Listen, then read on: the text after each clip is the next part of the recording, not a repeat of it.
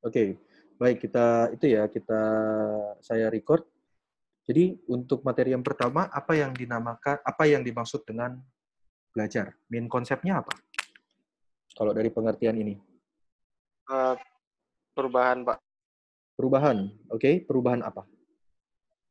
Dari kata-katanya sih perubahan perilaku. Ya, perubahan perilaku. Nah, sifatnya perubahan perilakunya gimana? Permanen yang didapatkan dari belajar, pengalaman. Oke, good. Jadi intinya adalah ketika kalian ditanya, belajar itu apa sih? Kita kan selalu ditanya ya, belajar itu apa sih?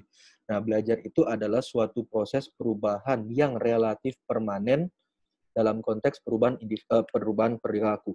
Jadi ketika kita belajar, perilaku kita relatif berubah.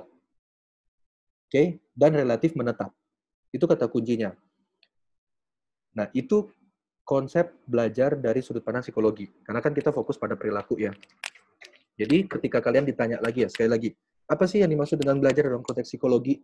Suatu proses perubahan perilaku yang relatif permanen. Artinya relatif permanen apa? Permanen kan menetap.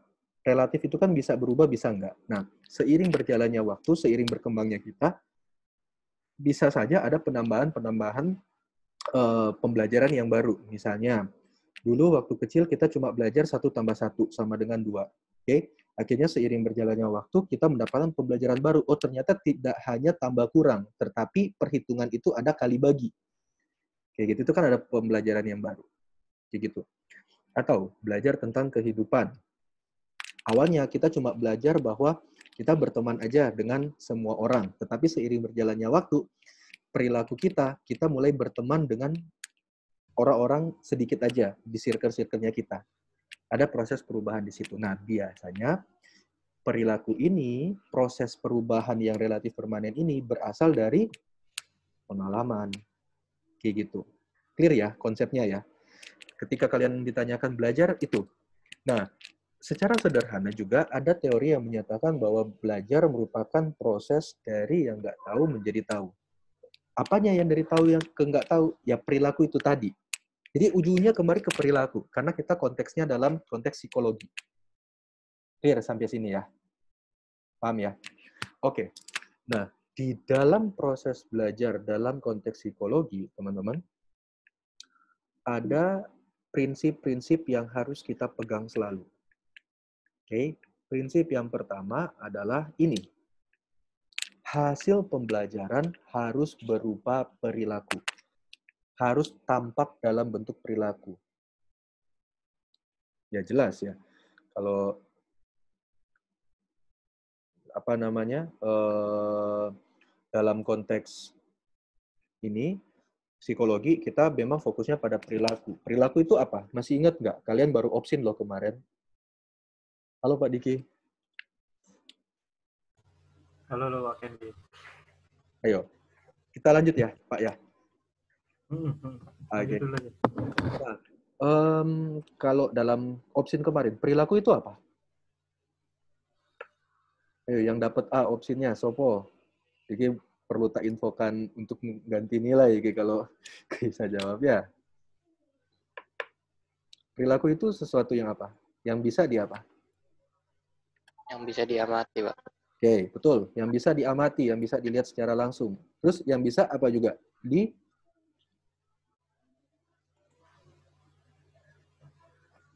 apa?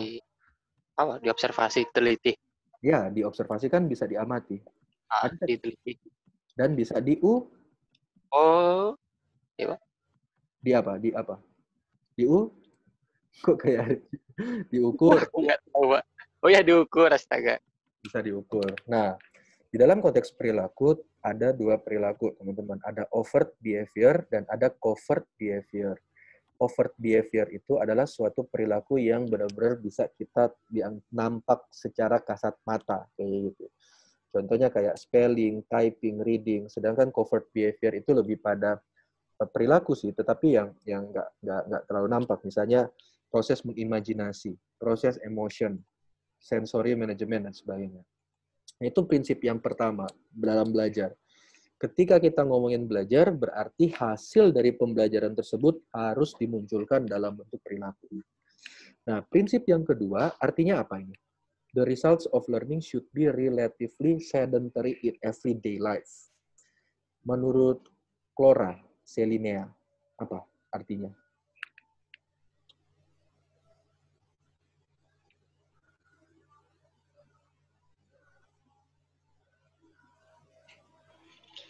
Gimana Pak? Menurut kamu apa ini artinya?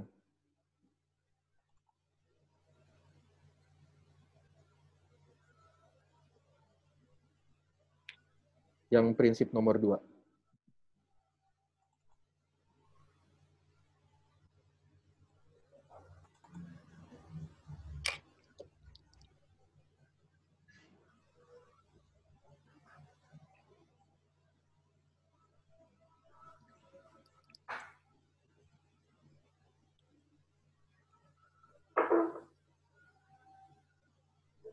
Ya apa, Flora?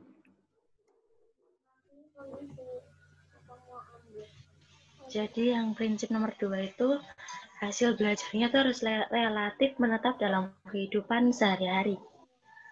Betul, bagus. Jadi hasil pembelajaran tersebut harus menetap, relatif menetap dalam kehidupan sehari-hari. Jadi misalnya ketika kalian sudah melalui suatu proses pembelajaran selama kehidupan kalian, sebaiknya pembelajaran tersebut tidak akan menetap di kehidupan kalian. Paling gampang gimana? Paling gampang ketika kalian sudah belajar tentang SPSS kemarin, tentang statistik kemarin, pada saat skripsi kalian jangan lupa. Nah, atau sekarang, Edo masih ingat nggak tentang cari min median modus, Edo? Pakai SPSS. Jangankan cara carinya, Pak. Min median modus itu saya lupa, Pak. Artinya apa ya? Nah, harapannya seperti itu, teman-teman. Jadi, prinsip yang kedua, ketika kita akan mempelajari sesuatu dalam konteks psikologi, gitu ya, konteks perilaku, jangan sampai pembelajaran kita itu hilang atau bersifat menetap. Nah, prinsip yang ketiga adalah proses tadi, ketika kita belajar, kan ada prosesnya. Proses yang kita pelajari ini agak typo ya. Proses ini diharapkan tidak cepat hilang.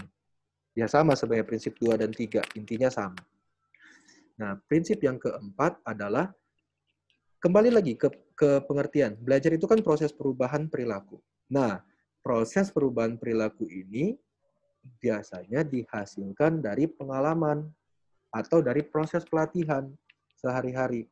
Jadi, apa yang kita sudah alami saat ini, pembelajaran-pembelajaran yang kita sudah alami dari kita kecil sampai kita sekarang, pas kita pembelajaran di kuliah, pembelajaran di sekolah, itu adalah pengalaman-pengalamannya kita, yang kita selalu alami, yang kita latih. Itu maksudnya, prinsip belajar. Paham ya maksudnya ya? Clear ya? Nah, yang kelima adalah, kan ada pengalaman tuh tadi, ada latihan-latihan. Nah, pengalaman dan latihan-latihan ini, agar supaya hasil belajar kita relatif menetap di dalam diri kita, harus perlu adanya reinforcement atau penguatan. Itu prinsip-prinsip belajar. Sampai di prinsip belajar sini ada yang masih bingung nggak? Atau ada yang perlu diperjelas nggak? Silakan ditanyakan. Boleh di chat, boleh via pribadi, private, atau langsung online. Monggo.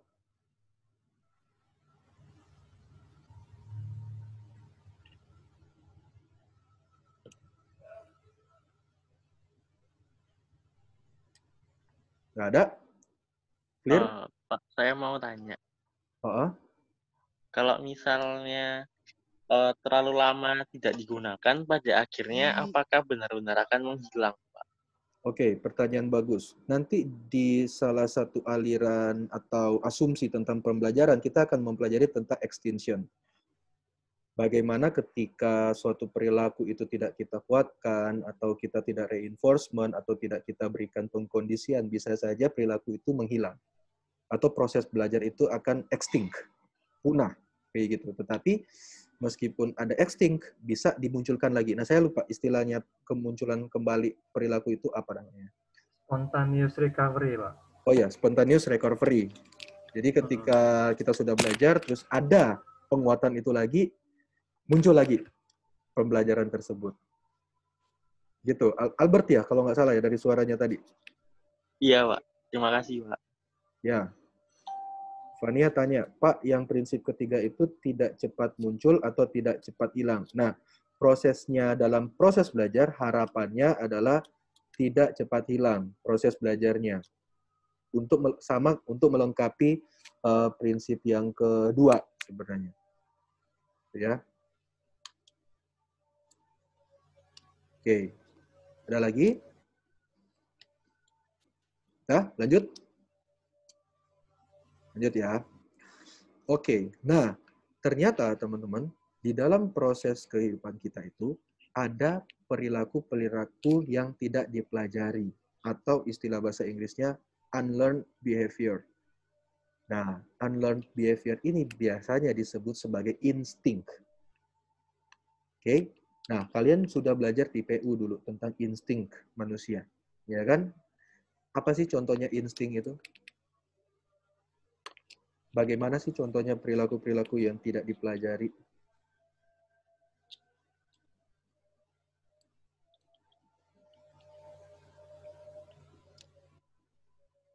Apa misalnya?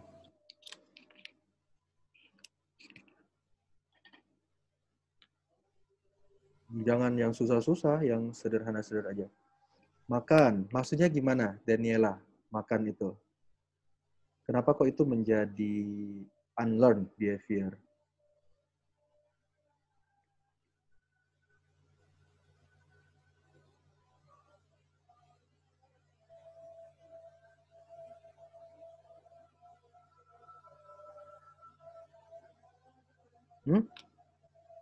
Mana Daniela?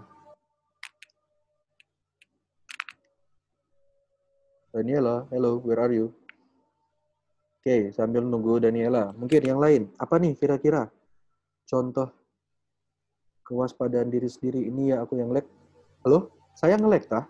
Suara saya jelas?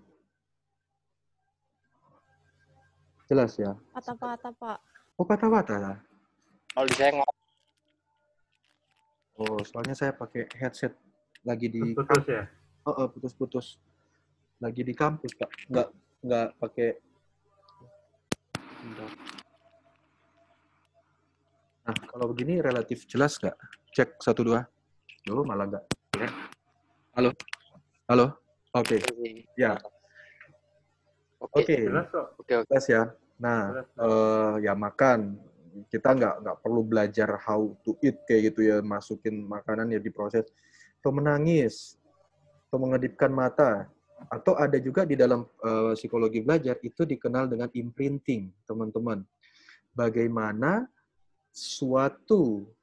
ada terbangun suatu attachment atau kelekatan antara suatu organisme dengan objek yang ada di lingkungannya. Contohnya kayak misalnya kalian pelajari di apa namanya?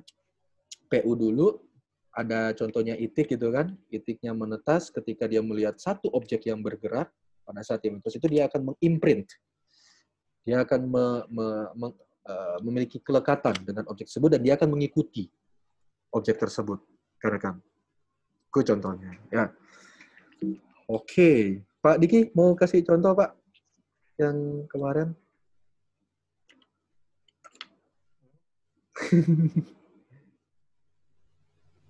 Iya, wajar ya, apa?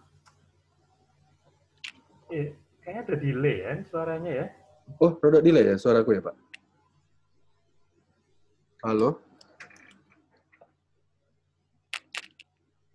Halo, ini jaringan saya apa jaringannya? Kayaknya di kampus, Pak. Ada Oke. nge-lag di sini. Oh, Hujan. Tadi iya, hujan iya. terus.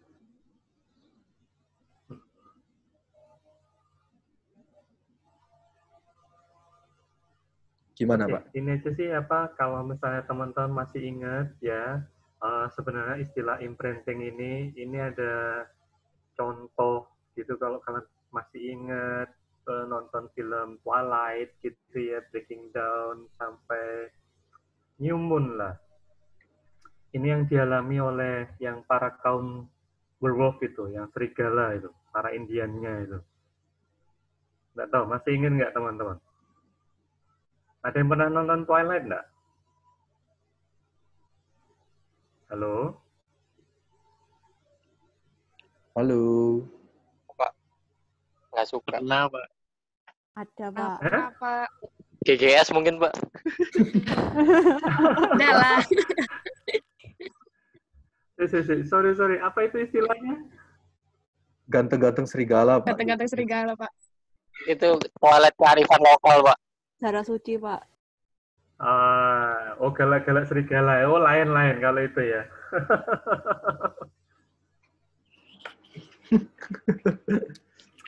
Oke, kalau di Twilight itu, kalau para serigala itu kan istilahnya dapat jodoh itu harus melakukan yang namanya itu imprint gitu ya.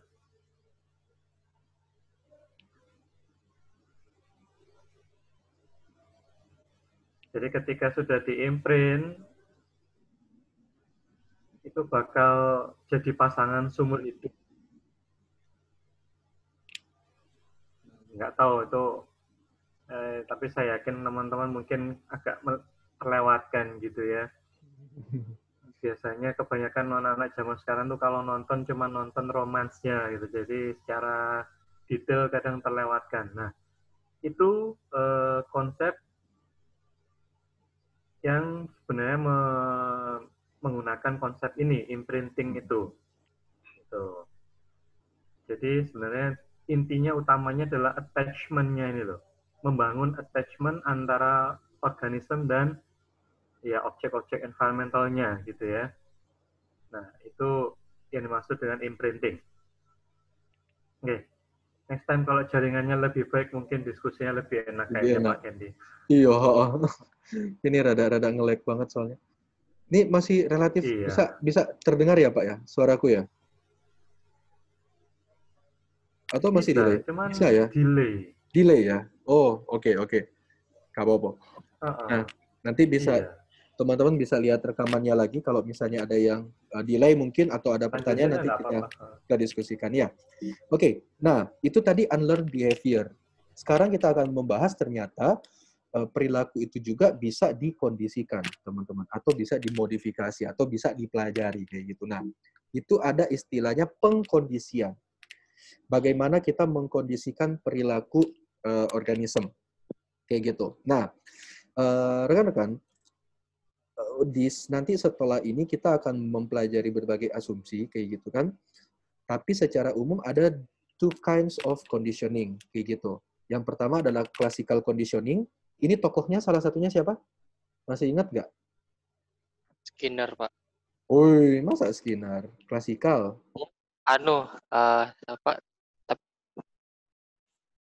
Siapa? Dari P dia. Nama belakangnya dari P. Iya, Pavlov. Pavlov. Nah, jadi Pavlov ini kalau menurut Pavlov, kalau classical conditioning itu bagaimana dua stimulus akan dikaitkan untuk menghasilkan respon pembelajaran yang baru. Itu classical conditioning. Sedangkan kalau instrumental conditioning, kalian mungkin baru dengar ya instrumental conditioning ya. Nah, itu terms-nya, itu another terms of operant conditioning. Jadi istilah lain dari operant conditioning. Nah, operant conditioning itu tokohnya siapa? Salah satunya. Siapa itu tokohnya? Ya, Skinner, Pak. Benar. Nah, di dalam instrumen conditioning ini intinya adalah bagaimana perilaku itu dimodifikasi dengan cara menggunakan reinforcement maupun punishment. Oke, reinforcement dan punishment ini digunakan untuk meningkatkan atau menurunkan perilaku, memunculkan atau meniadakan perilaku. Nah, itu instrumental conditioning atau operant conditioning. Nah, ternyata di dalam pengkondisian juga ada istilahnya ini, dua istilah ini, escape conditioning dan avoidance conditioning di dalam instrumental conditioning ya. Di dalam apa namanya tadi operant conditioning. Nah, jadi dalam instrumental conditioning ini ada pengkondisian lagi, yaitu escape conditioning dan avoidance conditioning. Artinya apa? Kalau escape conditioning itu kayak gini. Misalnya suatu stimulus dihentikan, oke? Kalau suatu stimulus atau suatu rangsangan kita hentikan atau kita hilangkan, maka respon yang muncul akan semakin tinggi. Contoh kayak gini. Misalnya anak itu kita kurung, kayak gitu kan. Terus dia nangis nih, dia nangis terus. Orang tuanya nggak tega. Akhirnya orang tuanya ngeluarin. Nah, si anak ini seharusnya stimulus untuk dikurung itu sebagai stimulus agar supaya untuk entah untuk menghukum dia atau apa gitu ya, itu menjadi respon yang diharapkan bahwa si anak ini nggak nakal lagi, tetap akan nakal. Dalam arti gini, ketika dia dikurung, dia akan nangis. Sehingga karena dari situ dia belajar orang tuanya nggak tega, akhirnya dikeluarin. Sehingga ketika dia melakukan kesalahan, terus dia akan dikurung, dia akan nangis lagi. Supaya apa? Supaya dia akan dikeluarin. Nah, itu escape conditioning. Kalau avoidance conditioning itu ketika stimulus itu ditunda atau dihindarkan, maka responnya itu akan meningkat. Kalau kita baca dari buku-buku itu misalnya ada kita lewat di satu rute kayak gitu ya. Terus pada saat itu ada rute itu ada gangguan, misalnya ada anjing di situ. Nah, karena kita sudah terbiasa lewat situ dan karena ada gangguan di situ, maka kita akan belajar untuk mencari rute yang lain. Tetapi untuk detailnya kita akan mempelajari di operant conditioning nanti. Kayak gitu ya. Itu gambaran awalnya aja. Oke. Nah, ini hanya 2 asumsi saja, tapi ternyata di dalam psikologi belajar itu ada berbagai asumsi yang terbagi menjadi kayak aliran. Nah, kalau fungsionalisme diasumsikan bahwa proses belajar itu berasal dari mekanisme yang ada di dalam psikologinya kita. Bisa dikondisikan. Nah, itu punyanya Thorndike, Skinner, Hull. Nah, kita akan bahas satu-satu ini pokoknya. Sedangkan ada juga yang mengatakan bahwa ketika kita akan proses pembelajaran, ketika kita akan memunculkan suatu perilaku, perilaku itu bisa dibentuk ketika kita mengasosiasikan dengan sesuatu. Kita mengkaitkan dengan sesuatu. Nah, itu asosianisme. Terus ada yang bilang lagi, oh kalau proses belajar ketika akan memunculkan perilaku, tergantung dari kognitifnya kita. Karena proses kognitifnya kita yang akan menentukan proses belajarnya kita.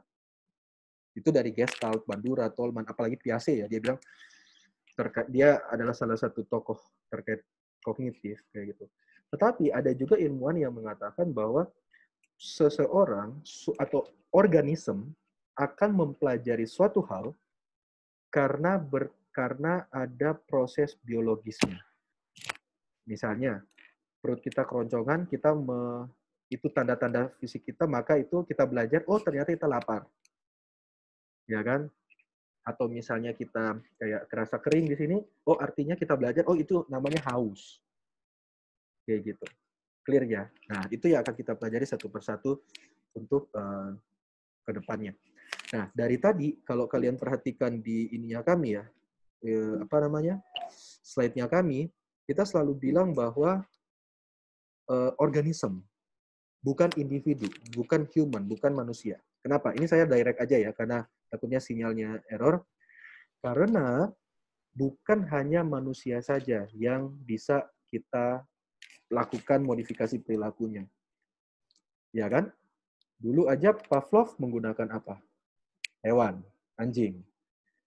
Kalau si Skinner menggunakan apa? Dia pernah menggunakan apa? Bali, gila sih. Nanti, apa? Kucing? Anjing. Coba cari lagi. Apa gitu ya? Tikus ya? Tikus. Tom and Jerry lah jadinya ini. Tikus, kucing, anjing semuanya disebutkan. Nah, makanya itu semuanya organisme. Jadi makanya kita jelaskannya konteksnya organisme, teman-teman. Bukan hanya manusia saja. Nah, hewan pun ketika kalian ingin membentuk perilakunya, ketika kalian ingin memodifikasi perilakunya, bisa.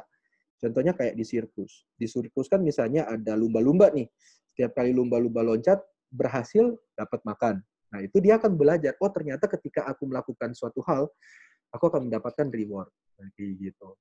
Itu contohnya kenapa kok kita dari tadi membahas organisme, bukan seseorang atau seorang manusia. Gitu. Oke. Nah, overall itu sih materinya, teman-teman, untuk hari ini. Sampai di sini dulu. Ada pertanyaan dari teman-teman? Pak, halo, Pak. Oke, ya Alfred. Saya mungkin masih bingung Pak mengenai yang avoidance conditioning gitu Pak. Mungkin bisa dijelasin ulang nggak ya Pak? Yang mana?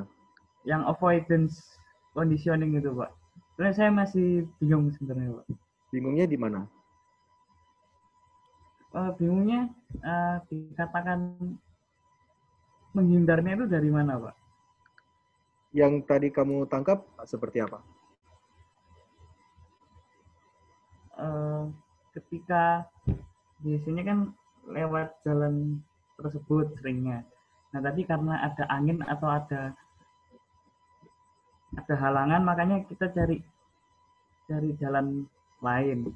Oke. Nah, saya bingungnya itu avoidance-nya itu yang di mana, Pak? Apa Oke. karena menghindari halangan tersebut, akhirnya mencari jalan lain? Gini, secara konsep dulu ya. Secara konsep, gini. Ini konsepnya Skinner ya. Memang dia membahas tentang pengkondisian, tentang reinforcement dan punishment. Jadi kalau kita akan membentuk perilaku, ada beberapa stimulus yang kalau kita tunda atau bahkan stimulus itu kita hindarkan, itu malah akan meningkatkan atau bahasa bukunya memelihara kekuatan respon. Nah, ketika ada penguatan negatif dari atau ada perilaku yang menghindar, ketika kita memberikan stimulus penghindaran, maka kita juga akan muncul perilaku menghindar. Contoh yang tadi ya, misalnya nih, seseorang takut anjing gitu ya. Ini contohnya. Kita pakai contoh yang lain, nanti tak kasih contoh yang lain. Seseorang tuh takut anjing. Padahal setiap hari si orang ini harus melewati rute di mana ada anjing di situ. Makanya karena dia ada stimulus anjing di situ, dia berusaha untuk cari jalan lain, dia akan belajar nih ya, belajar untuk melewati rute yang lain yang nggak ada anjingnya. Untuk menghindarkan kejadian negatif, yaitu dia temu anjing. Atau contoh lain gini, seorang anak, kalian lah, pasti tahu, pasti merasa kalau misalnya nilai kalian jelek, kalian takut dimarahi oleh orang tua kalian, ya kan? Nah, otomatis kalian cenderung akan menghindar dari teguran orang tua. Nah, caranya kalian menghindar gimana? Ya kalian nggak akan kasih tahu hasil ulangan kalian ke orang tua. Kalian melakukan perilaku avoidance sehingga kalian akan terhindar dari konsekuensi yang muncul. Kayak gitu. Itu avoidance conditioning. Kalau paham ya? Nah, Ya, kalau mulai escape, paham, Pak. nah, itu nanti kita perjelas di itu ya, Skinner. Kalau escape conditioning ya itu, kalau ada stimulus atau kejadian yang dihentikan, maka kekuatan respon itu akan makin kuat. Ya contohnya kayak tadi, kalau ada seorang anak yang dikurung di kamar gitu ya, dia nangis gitu. Akhirnya orang tua nggak tega. Nah, orang tua keluarin dia dari kamar itu. Nah, dalam kasus ini teman-teman, terjadi penguatan negatif istilahnya. Akhirnya anak akan belajar, anak akan terbiasa melakukan nangis, akan bernangis ketika dia dikurung dalam kamar. Supaya dia akan keluar, dikeluarin sama orang tuanya. Kayak gitu. Itu kalau misalnya di B.F. Skinner itu namanya penguatan negatif. Jadi reinforcement itu tidak hanya positif aja, ada juga penguatan negatif. Ini bocoran, penguatan negatif itu atau negative reinforcement itu ketika sesuatu yang ditiadakan dalam suatu situasi kayak gitu akan meningkatkan suatu respon. Kalau positive reinforcement kan kita kasih, maka respon kita meningkat. Kayak gitu kan? Tapi kalau negative reinforcement, kita cabut malah responnya menjadi meningkat. Stimulusnya kita cabut, malah responnya meningkat. Kayak gitu.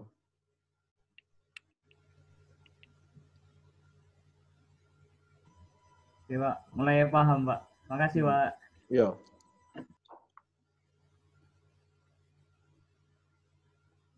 Oke. Oh, Oke. Pak, berarti kalau yang escape itu stimulusnya dihilangkan, tapi respon perilakunya meningkat. Terus kalau yang avoidance itu stimulusnya dihindarkan, tapi respon perilakunya juga meningkat. Berarti yang satunya dihilangkan, satunya dihindarkan, tapi responnya sama-sama tetap meningkat. Berarti kayak gitu. Enggak, lebih pada gini sih, stimulusnya itu ditunda atau dihindarkan. Jadi kan stimulusnya tadi kan anjing kan, dia kan takut ke anjing, berarti kan stimulusnya di anjing. Nah, dia berusaha untuk menghindari stimulusnya itu. Kayak gitu. Dengan cara apa? Dengan cara dia cari rute lain. Responnya dia meningkatkan responnya kan. Responnya itu mencari rute lain. Gitu. Oh, oke. Kalau yang escape itu stimulusnya dihilangkan, tapi responnya tetap. Tujuannya adalah tetap sama aja. Kalau reinforcement tujuannya untuk meningkatkan perilaku, tetapi stimulusnya yang diambil. Nah, kok kuncinya di situ. Kalau positive reinforcement kita ngasih stimulus untuk meningkatkan perilaku. Nah, nanti harus dibedakan dengan punishment. Itu beda lagi itu. Beda konsep. Oh ya, oke Pak. Terima kasih Pak. Mungkin boleh ngasih penekanan Pak Kendi. Boleh Pak, silakan Pak Iki. Iya, jadi gini, kalau yang escape conditioning itu sebenarnya malah pengkondisian yang istilahnya secara tidak sengaja gitu ya, dalam tanda kutip secara tidak sengaja itu anak tuh istilahnya belajar gitu ya. Kok tadi contohnya dari Pak Kendi. Misal gini, anak ini misalnya dia kan melakukan kesalahan sebenarnya ya, sebenarnya dia melakukan kesalahan gitu loh. Terus kemudian sama orang tuanya itu dia tidak mendapatkan hukuman gitu ya. Hukumannya misalnya dalam hal ini misalnya dia dikurung dalam kamar, dikunci. Nah, ketika dia berada di dalam kamar, itu kemudian istilahnya anak-anak ini kan mencoba gitu. Akhirnya dia itu nangis kejar-kejar misalnya gitu ya. Nah, kemudian gara-gara dia nangis itu, terus kemudian orang tuanya itu merasa iba gitu kan, merasa kasihan. Akhirnya dia dikeluarin. Jadi yang mestinya dia dikurung selama misalnya 15 menit, mungkin baru 5 menit aja sudah dikeluarin gitu loh. Nah, ini disebut sebagai escape conditioning terjadi karena istilahnya karena anak ini kemudian belajar, pokoknya setiap kali aku dikurung, aku tak nangis aja gitu loh. Sehingga kemudian dia pasti akan dikeluarkan. Gitu loh. Paham ya Albert ya? Nah, ini sebagai istilahnya pengkondisian supaya dia bisa melarikan diri dari hukuman, gitu loh. Dan ini sebenarnya tidak baik, gitu. Ini contoh kalau dalam parenting malah ini tidak bagus karena berarti orang tuanya tidak konsisten. Sampai di sini paham nggak, Albert dan teman-teman? Paham, Pak. Tambah paham lebih ya? jelas. Nah, Kasih, terus kemudian yang avoidance conditioning adalah istilahnya itu menghindar dari stimulus yang negatif, gitu loh. Kalau misalnya tadi benar, maksudnya contohnya ya memang kalau misalnya kita berada di kondisi supaya karena setiap kali lewat rute itu pasti ono anjing sing misalnya dilepas terus kemudian bakal ganggu kita gitu loh. Ya sudah kita melewati rute yang lain. Ini istilahnya kita membuat avoidance kan, menghindari gitu loh. Nah ini sebagai pengkondisian supaya nggak melewati jalan itu, supaya nggak menghindari, nggak dikejar-kejar anjing lagi ya sudah aku tak lewat rute lain meskipun rute itu lebih singkat lebih enak gitu loh. Gitu ya teman-teman ya. Jadi ini yang escape conditioning sama avoidance mudah-mudahan cukup jelas. Ya. Sama halnya dengan yang lain, misalnya contoh yang lain avoidance conditioning misalnya. Misal teman-teman yang kemudian ngamatin, wah ini kalau misalnya papa misalnya, papa itu pulang ke rumah dengan kondisi misalnya, wah mukanya wis ketekuk atau apa gitu ya. Karena kamu dulu pernah mengalami kejadian, begitu misalnya papa ini pulang dalam kondisi yang mukanya seperti itu, gitu ya, terus kemudian kamu istilahnya malah minta uang jajan, wah kamu bakal dimarahin habis-habisan. Ya sudah, ketika melihat kondisi seperti itu supaya kamu nggak dimarahin gitu ya wes jangan minta apa-apa dulu gitu loh, nunggu sampai mukanya berubah gitu loh. Ini sesuatu yang sederhana aja, ini yang dimaksud dengan avoidance conditioning juga gitu loh. Paham ya? Ya Pak. Ya, paham Pak. Oke, sip. Monggo Pak Kendi, silahkan dilanjutin. Oke, thank you Pak Diki. Nah, seperti itu teman-teman. Oke, pertanyaan lain.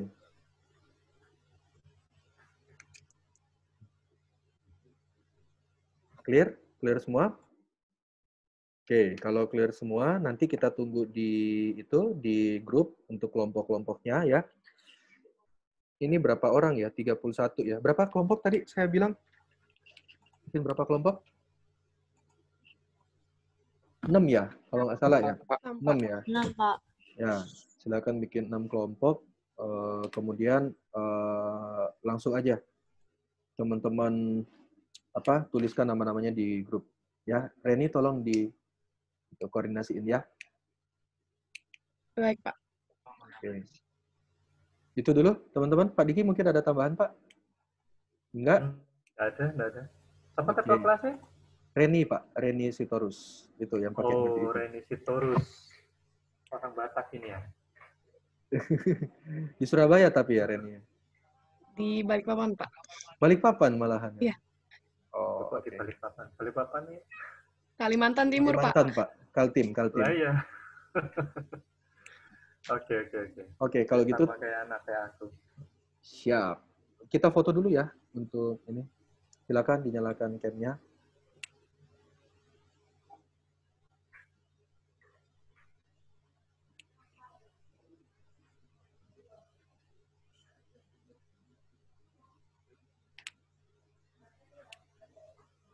Satu, 2, 3.